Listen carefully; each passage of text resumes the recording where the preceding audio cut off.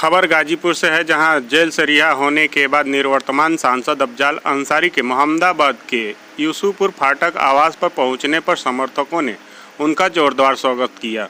समर्थकों की भारी भीड़ को देख उत्साह से लबरेज निवर्तमान सांसद अफजाल अंसारी ने कहा कि आज़ादी के इतने वर्ष बीतने के बाद भी गरीबी मजलूमों का शोषण करने वाला यह नहीं चाहते कि गरीबी का मदद करने वाले उनके बीच रहे।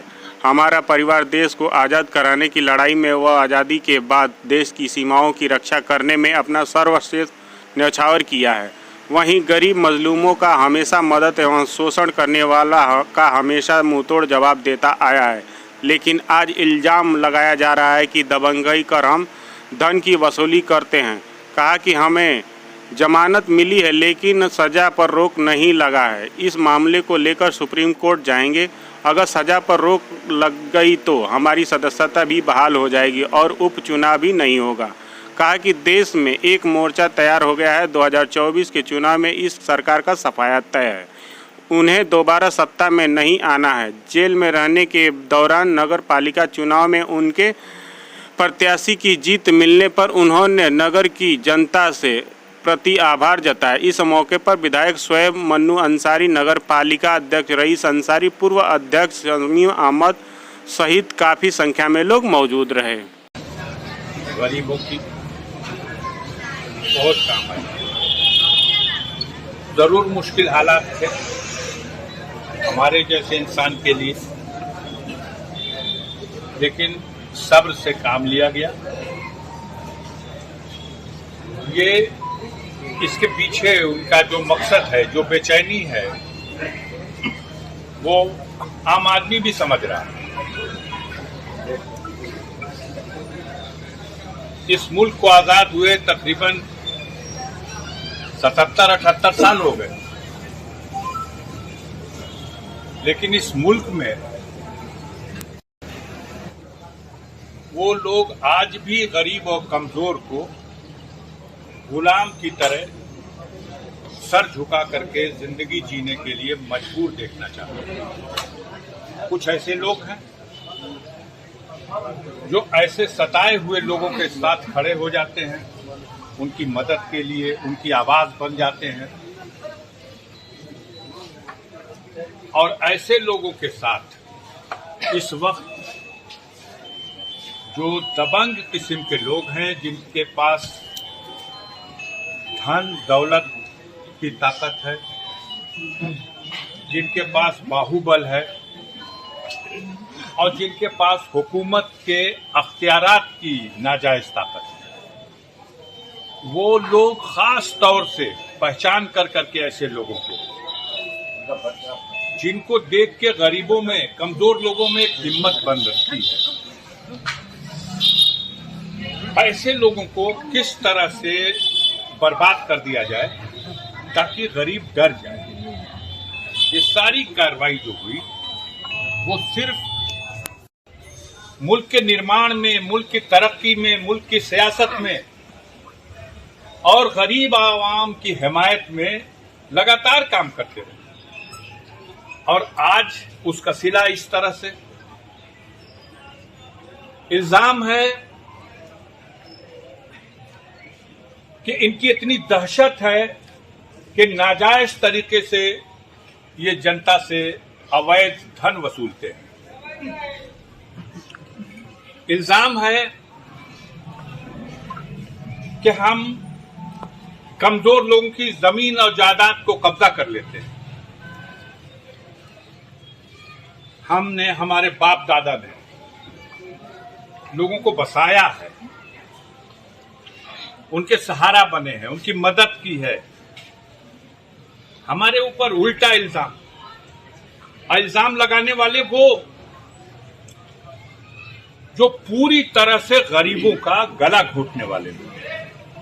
कितनी खुशी थी लोगों में, लेकिन वो 29 तारीख साजिश करने वालों की कामयाबी का दिन था और आज 27 तारीख दुआ करने वालों की कामयाबी का दिन है। उनके मंसूबे नाकाम हुए, लड़ाई खत्म नहीं हुई, अभी हमें सुप्रीम कोर्ट जाना है।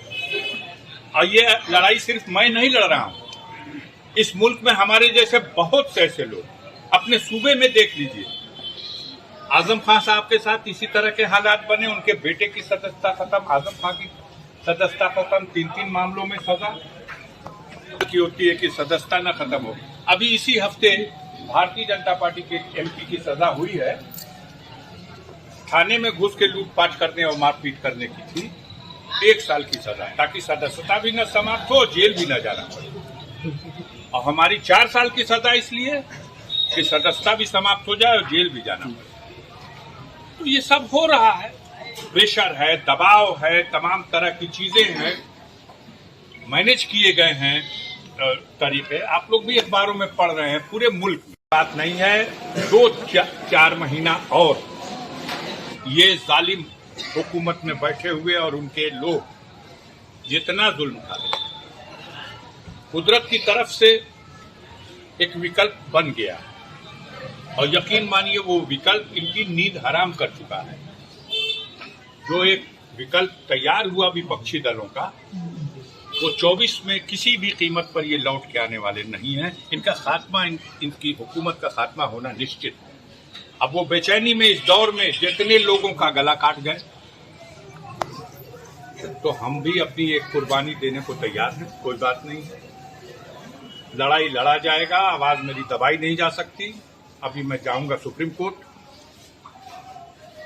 राहुल गांधी की भी जमानत तो मिल गई, लेकिन उनकी सदस्यता समाप्त हो गई, क्योंकि सजा उनकी 2 साल से ज्यादा की। आजम खान साहब, अब्दुल्ला खान साहब, सजा 2 साल और उससे ज्यादा की होगी, तो सदस्यता भी चली गई और सजा पे जमानत होना एक काम है और सजा स्टे हो जाना दूसरा आर्डर है। तो वो सजा स्टे वाला आर्डर हाई कोर्ट ने नहीं दिया, उसके लिए सुप्रीम कोर्ट हमको भी जाना है। राहुल गांधी गए हुए हैं, उनके 4 तारीख को सुप्रीम कोर्ट में सुनवाई है।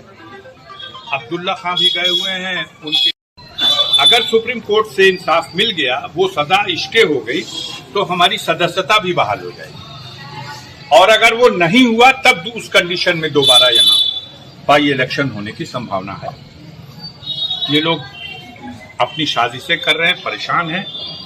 हम इस कस्बे के लोगों के, यहाँ काफी गांव के भी लोग हैं, लेकिन हम इस कस्बे के लोगों के खास तौर से शुक्रगुजार हैं। मेरा दिल जीत लिया इस कस्बे के लोगों ने।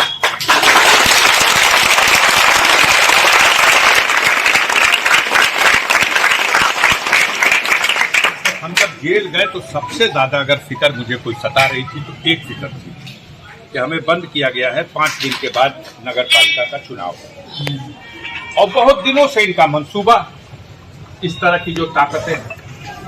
ये जिले में पिछली बार 2 सीटें जीते थे और 4 सीटें हम लोग के पास थी। सादात में और गाजीपुर सदर 2 ही सीट थी। इस बार भी इनकी 3 ही सीट है और इस बार भी आप 4 सीट जीतने में कामयाब हो गए। और मोहम्मदाबाद में बड़े शानदार ढंग से आप लोगों ने अपने कैंडिडेट को जिता लिया। मैं इसके लिए सबको मुबारकबाद देता हूं, रईस साहब को भी मुबारकबाद देता हूं।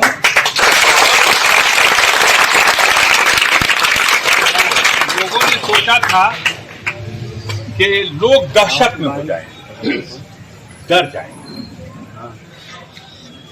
और मैं कह नहीं सकता था, लेकिन मैंने देखा कि लोग डरे नहीं।